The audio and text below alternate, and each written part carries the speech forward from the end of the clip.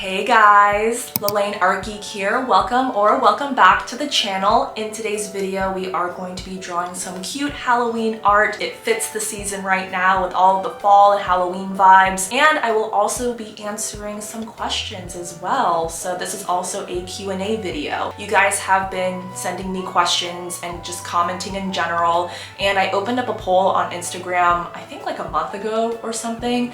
And I asked you guys what kinds of questions you want to ask me for a future Q&A video, which is this video. There are some questions that are repeats, but I will try my best to make sure that I get to all of them. Honestly, a lot of these questions were questions about how I've grown as an artist or what types of tricks and tips I have as an artist, because my social media growth has been tremendous lately. Ever since this same time last year, I've grown so much on social media, on Instagram, TikTok, and even here on YouTube. And I just want to say thank you guys so much for that support and for all of the love and appreciation for my art. It really does mean a lot to me, and I love waking up to that every single morning. Thank you guys so much for the support, and I hope that you will continue to be here with me and come with me along with my artistic journey as well. For my content on social media, I usually draw in my sketchbook a lot, and that is the main reason why I've grown so much, is using my sketchbook and showing off my art and how I draw my characters, how I color my characters, and just using a variety of different art supplies. That's kind of how I was able to grow my social media, because it is one of the more popular types of content on my social media. I try to think of ideas on the spot, which isn't a good idea because it is important to plan. In reality, sometimes I do have art blocks. I don't think of things that I want to draw right away, or it takes some time. I kind of just stay away from my sketchbook for a little bit sometimes to think about what I want to draw. In making art on social media, you kind of have to plan that out. You have to, think about what you want to draw to show to your audience on social media. And so sometimes I do have those types of art blocks that kind of stops me sometimes. And it's not nice, it's not fun. Again, I just try to stay away from my sketchbook. I think of other character ideas or whatnot. And honestly, kind of just sitting here thinking about ways to break out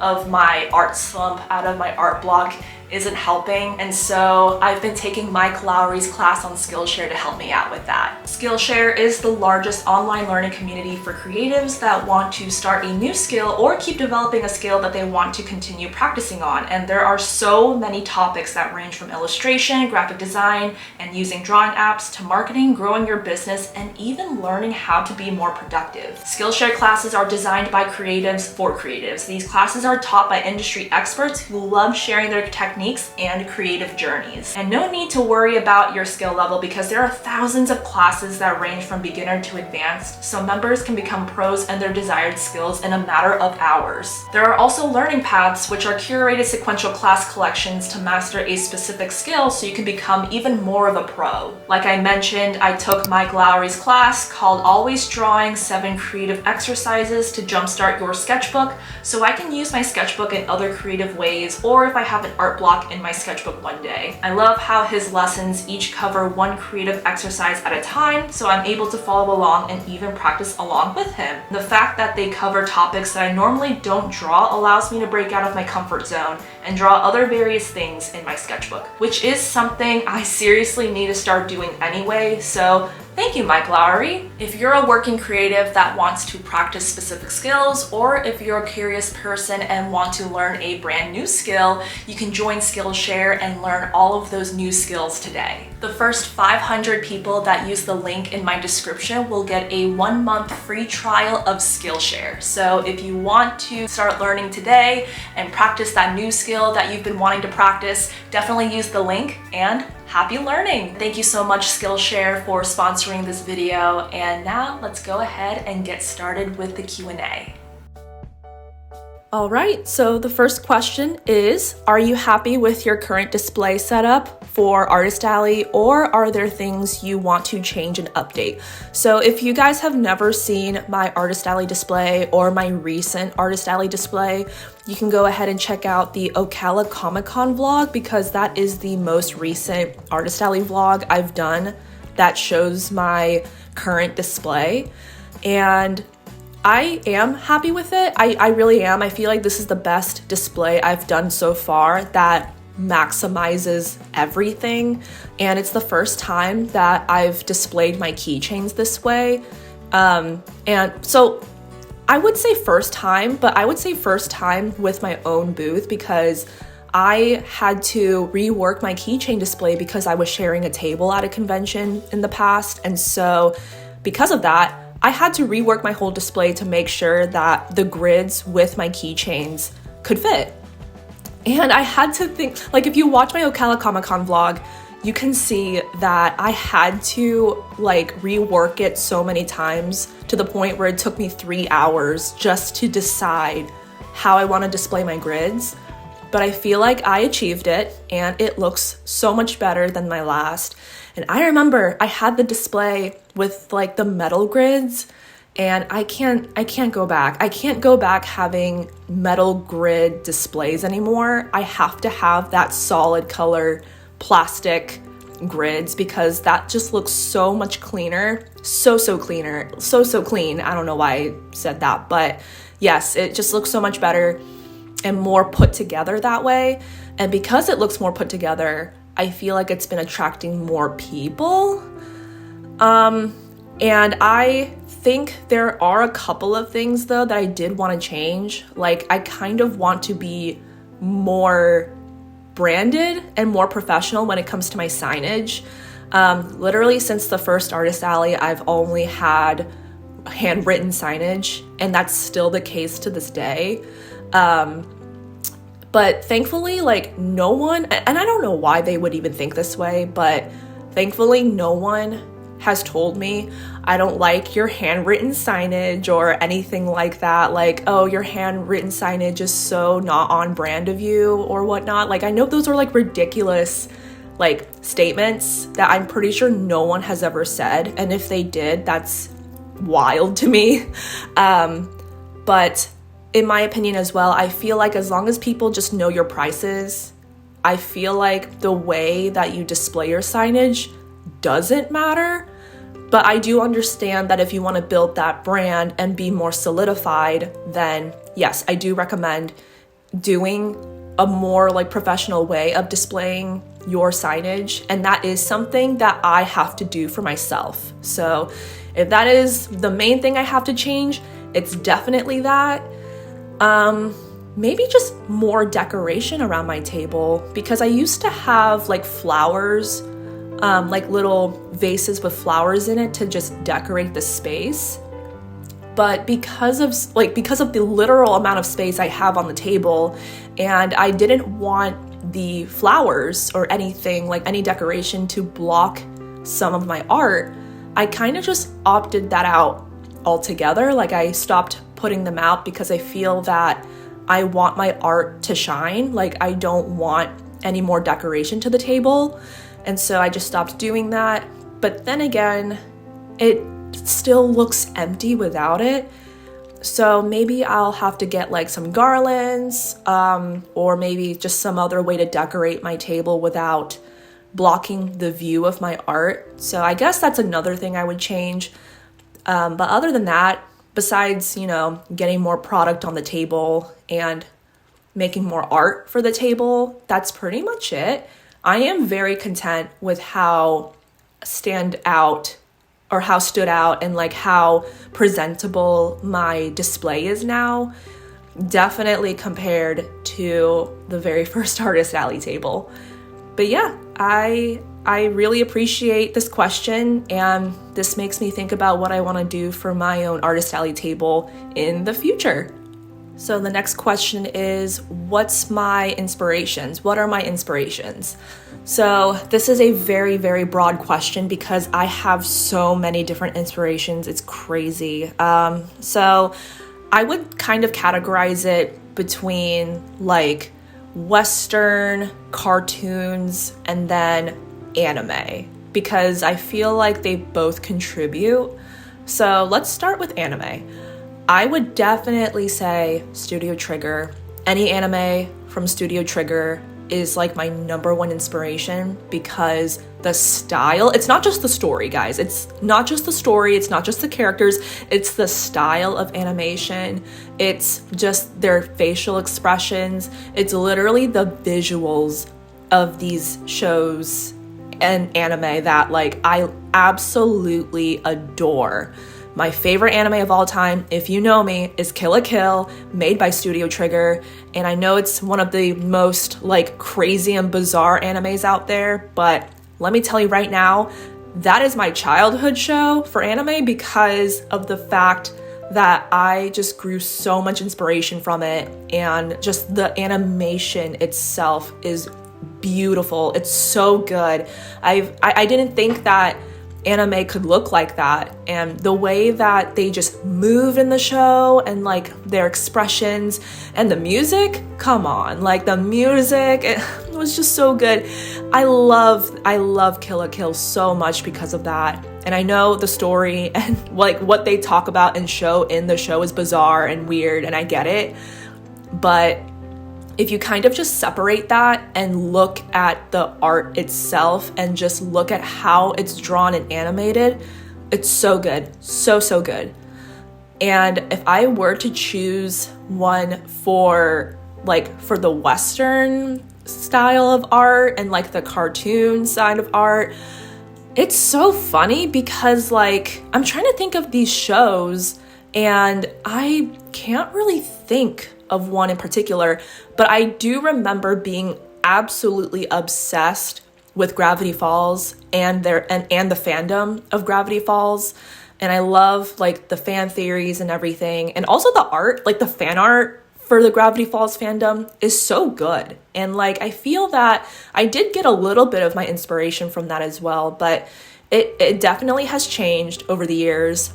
And I would say, I can't list them all because that would literally take me more than the amount of time I have in this video. But a lot of artists on social media, such as Instagram, there are so many I follow that have beautiful art styles. And I love looking at them every single time I get on the app. And I learn from them. I actively learn from them. And I feel like they are my inspiration. If I did have to choose one, there is one in mind, and it is Loish, and I feel that you guys know who Loish is. I also really love Anna Kadish's work as well. I don't know if she is still posting or not. I hope she is because I love her art, but I would say those two for sure, but there are so many that I follow and adore. And yeah, that's it. I have so many inspiration sources, but because I have so many, it's so hard to, choose a specific one, which is why I kind of divided it into anime and cartoon Western style. So yeah, I hope that makes sense.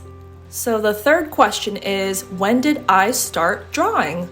So a really distinct memory I have that I truly have decided that I want to pursue art as a career is probably when I was either 11 or 12. This was when I was in middle school, and there was this lovely app called Flipnote Hetena, and please tell me if there are any people in the comment section, if you guys know what Flipnote Hetena is, please let me know. I feel like it has died. It's been dead, but that app has changed my life, and I cannot even think of my childhood without it.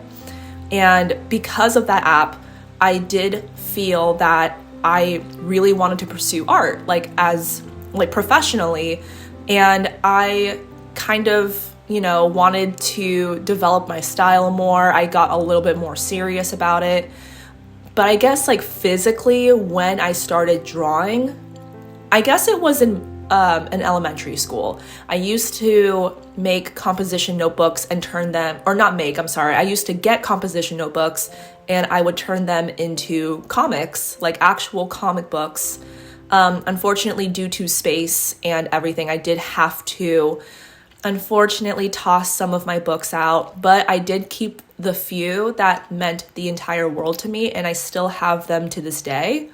But I think it was definitely middle school, obviously, or I'm sorry, elementary school. But I feel like when you're in elementary school, you did those like types of assignments where you had to draw a picture and you had to write about it.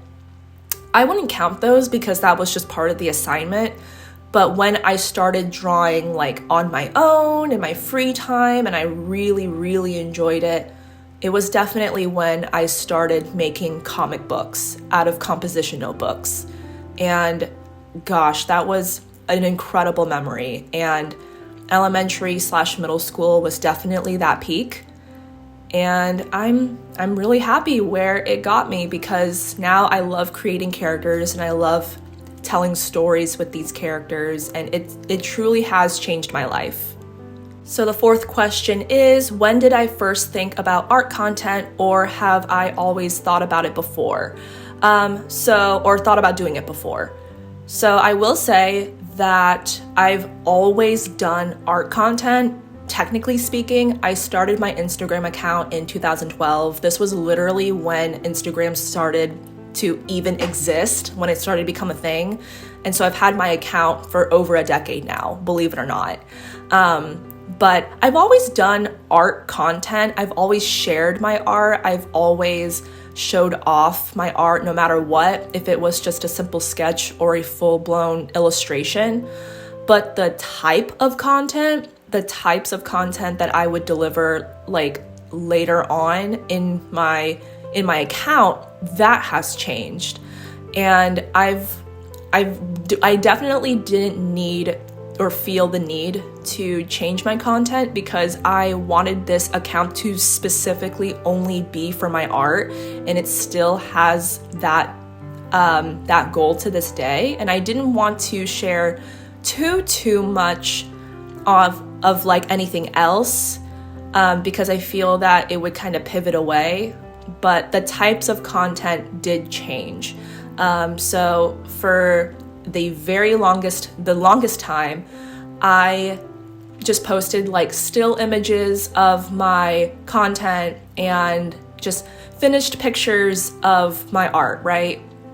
But then I started to shift somewhere in 2022, 2023, when I decided to, take into developing a small business. And so I started posting more small business content. And then now I think that you may have noticed a slight shift in how I'm kind of shifting back into actually drawing and creating with reels and even more still images and that sort of content. And I'm enjoying myself a lot more because of it, because I'm now able to just show off my skills that way. And I mean, I'm still a small business owner. I still appreciate and adore my business and try to develop it. But there is something about changing my content to be more drawing focused. It feels more rewarding. And I love being able to show off my art and, having to help you guys develop your own art. That is my goal. And I'm very, very grateful for that. And I hope that answers the question, because I've always thought about art content in general, but the type of art content has changed over the years. So yeah, pretty much it. And I don't plan on stopping anytime soon. Next question is, favorite part about drawing and why? So my absolute favorite part of drawing, and it's actually something that you're seeing on screen right now, is doing the line art. And I guess I can just separate this again from drawing traditionally and drawing digitally. So like I mentioned, for traditional art, my favorite part about drawing is doing the line art because I'm finally able to see the drawing come into fruition this way. And I also get to use my favorite pens in the entire world, which are the Tombow Fudenosuke pens. I hope I'm saying it right, even though I've loved using these pens for the longest time.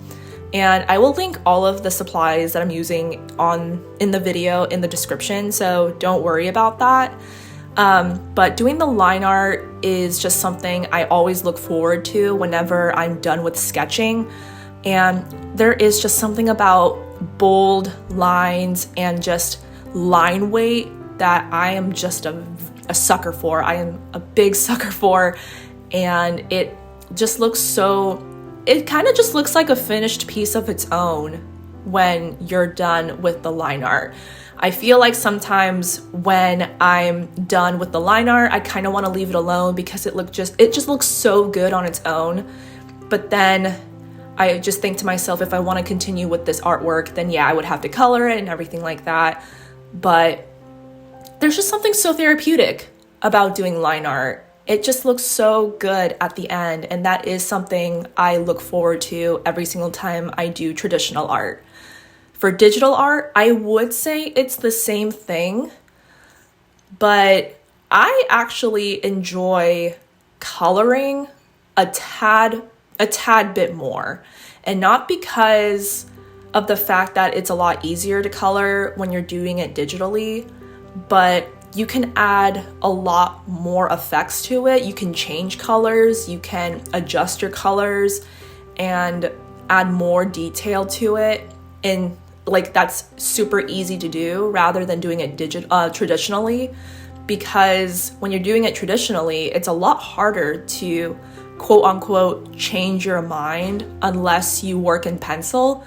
But even then, like if you're doing a whole illustration in pencil, like colored pencil or Prismacolor pencil, I still feel like that's hard. Like, yes, you can erase it, but if you're already so deep into your drawing, then you would still have to start that process all over, and it wouldn't work out.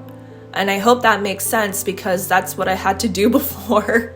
But at least with digital art, you can start over with certain parts of your drawing and it would still be okay. At least for the type of art that I do, like it's a lot easier if you think about it to undo something with traditional art or in digital art. I don't know why I keep getting those two confused, because you can like separate them in layers if you wanted to. When you're doing traditional art, you don't separate in layers. So, but yeah, that answers the question. I love doing the coloring part in digital art, but doing the line art in traditional art is also something I look forward to. But yeah, sorry for the confusion. I tend to get words mixed up pretty frequently here. So this next question is perfect for the season, and it is, what is my favorite Halloween monster? I haven't thought about this question before ever in my life. Usually I tend to enjoy all types of Halloween monsters. So I will kind of answer this in like an artistic way, like what is my favorite Halloween monster to draw? And right now, it is Medusa. Like I love drawing all of her snakes in her hair and drawing with the like different kinds of greens. And I don't know, I love having to overly decorate Medusa because she just has a lot of detail to her, and it's something that I do love drawing over and over again during the Halloween season. And overall, like Medusa is kind of a really cool character to look at, a really cool monster to look at in general. And if I did have to choose one monster, it would be that. Would you guys consider Medusa a Halloween monster? Because I feel that when people think about Halloween monsters, they think of the classic monsters like Frankenstein, Dracula, I would say. but I hope Medusa counts. If I did have to choose a classic monster though, I would say, I don't know. I feel like any devil-esque characters or like tiefling characters, the ones that just have the horns and the pointed tails, that's been fun to draw too. But then I guess in that regard, that feels more like a classic monster, kind of. I don't know why I'm thinking too deeply into this, because I hope that my answer correlates with this question properly. But again, I'm kind of basing it off of like my favorite type of Halloween monster to draw, and I would say Medusa.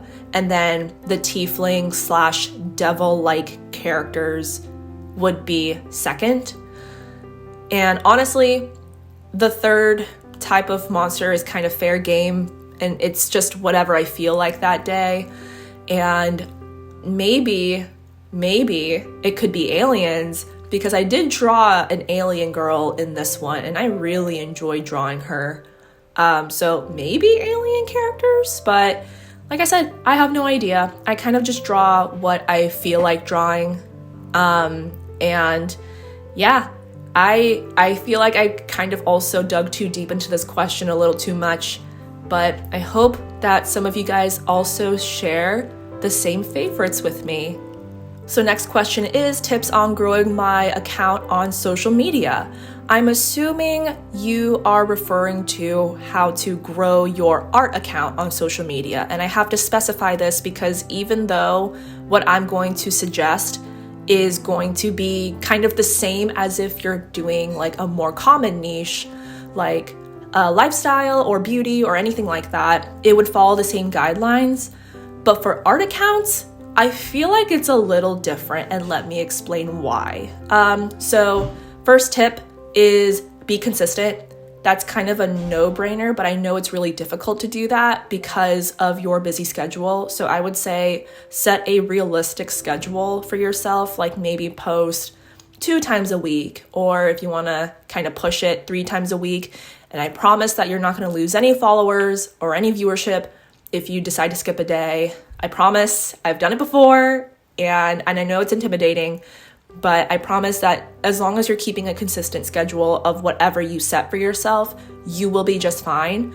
And that is something I had to tell myself over and over again, because I am an anxious person, and I do think of that sometimes, and it's not good. So as long as you set a schedule for yourself and you follow for it, then you should be just fine. And like I said, that kind of applies to any niche you're going for. But for art accounts specifically, it is also good to niche down that. What does that mean? So what I've done is I kind of shifted my content to more like drawing, like actually drawing content. Like I'm using markers, I'm using pencils, I'm using my sketchbook more often. I'm actually drawing in the video, while other people are, they shift their content to more like art / business related things. Like they pack orders and they show off new products. This was my content for a little bit actually, but then I decided to shift my content because that started to get more traction and viewership, and I started enjoying making the content a little bit more.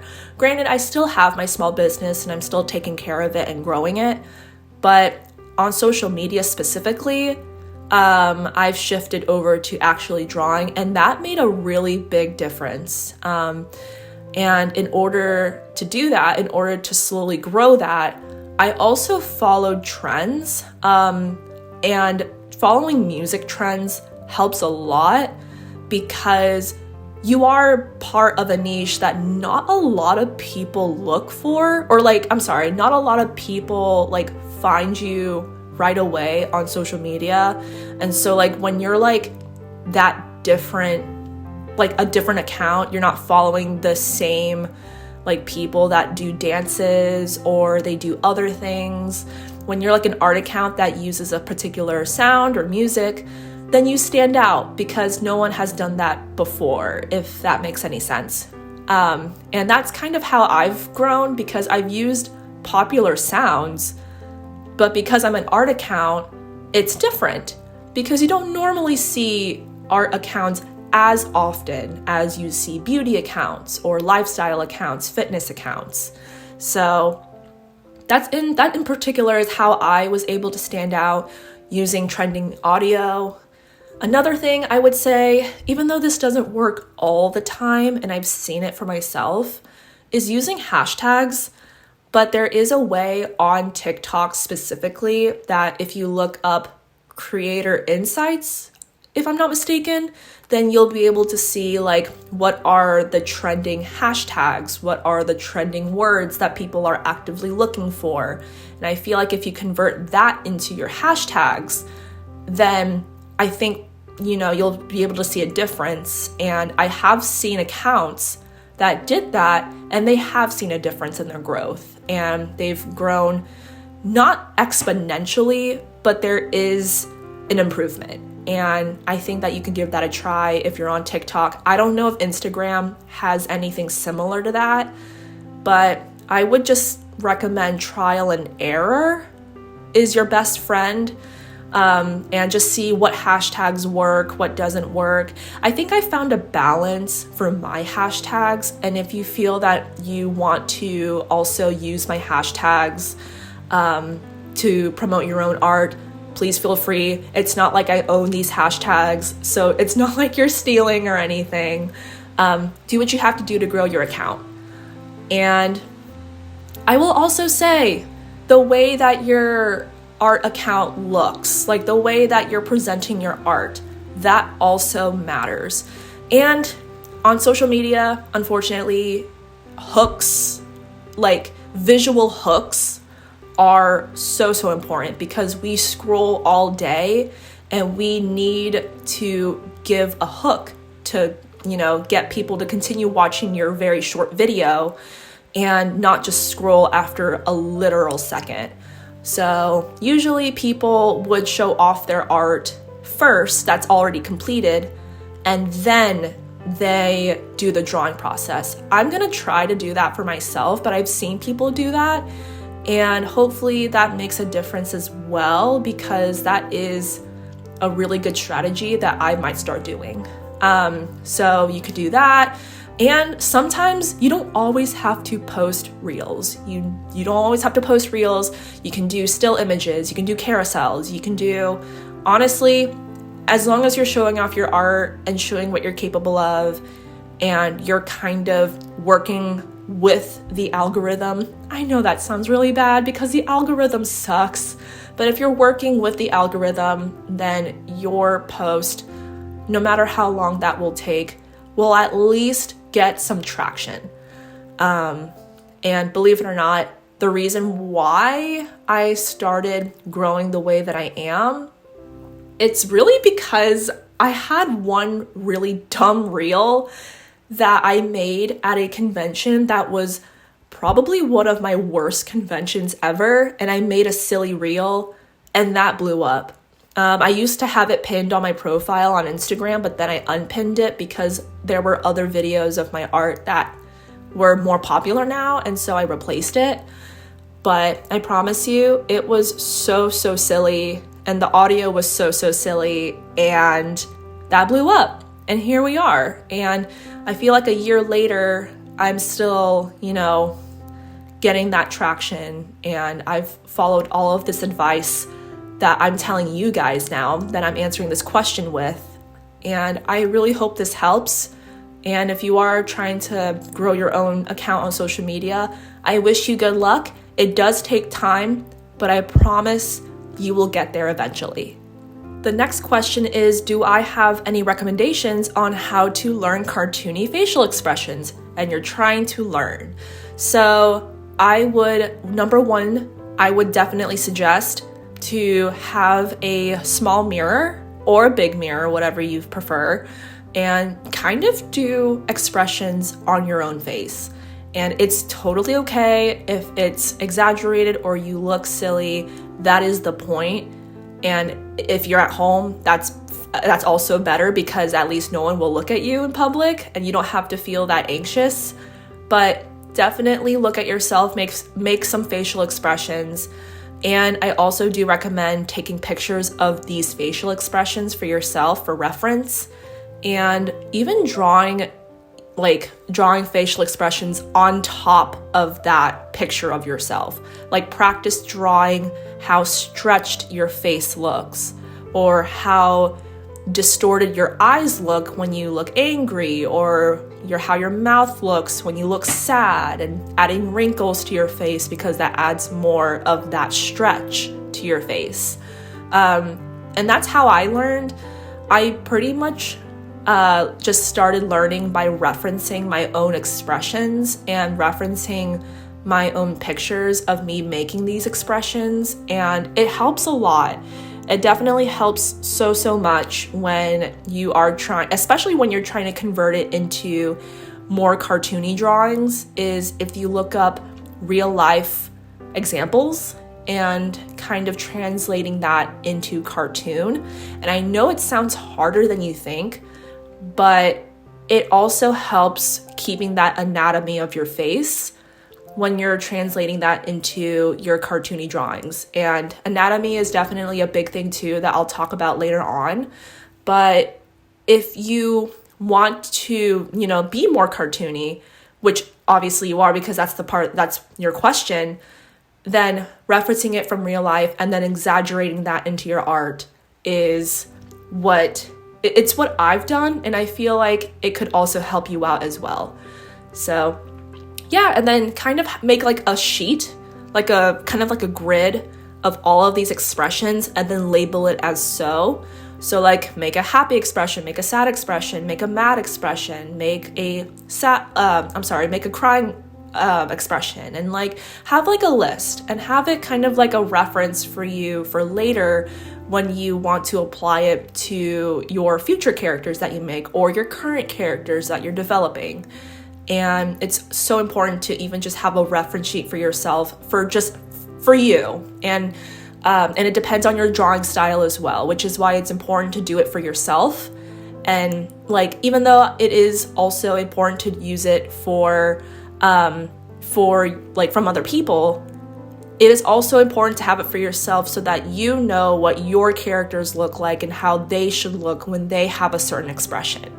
So yeah, I hope this helps, because it has helped me a lot. And the last question is probably a pretty frequently asked question, but what are my favorite markers? Right now in this video, I am using Artifice markers, Artifice alcohol markers. However, my favorite markers I have used so far are definitely Ohuhu alcohol markers. And something about those markers in particular are just so good. And it's actually the branded paper that I'm using as well. This is Ohuhu's marker pad paper, which in my opinion, I should have just used Ohuhu markers for this drawing. But I did recently get Artifice alcohol markers, and I wanted to give those a try, which works so well with this marker pad as well. But my favorite markers so far have been Ohuhu's. I am a Crayola girly though. I will always support Crayola. But those markers, since they are water-based, they are definitely better for adding detail to your drawing when everything is finished, like adding sparkles or decoration around your drawing. But like actually coloring, definitely Ohuhu. And I recommend it too, because they have really good brand deals. And they also have good deals on their website as well, where you get a lot of markers for a reasonable price. So I heavily recommend it. But yeah, that is pretty much the end of the Q&A. I'm almost done with coloring my drawing here. And it took, I feel that because I had to keep filming certain parts, and I also forgot to film certain parts as well, that this did take a good amount of my day to draw. But honestly, this is one of my favorite illustrations I've done this season, and I am thinking about selling these as prints maybe. if you guys are interested, or selling them as t-shirts one day, but kind of wishful thinking here. But I really hope you guys enjoyed this Q&A video. It was a lot of fun to make. And once again, thank you to Skillshare for sponsoring it. And I really hope you guys enjoyed it. And if you want more art content from me, or if you're looking forward to more art and commentary content, definitely give my channel a follow, a subscribe, and a like on this video in general. And I hope you guys have a lovely Halloween, and I will see you in the next video.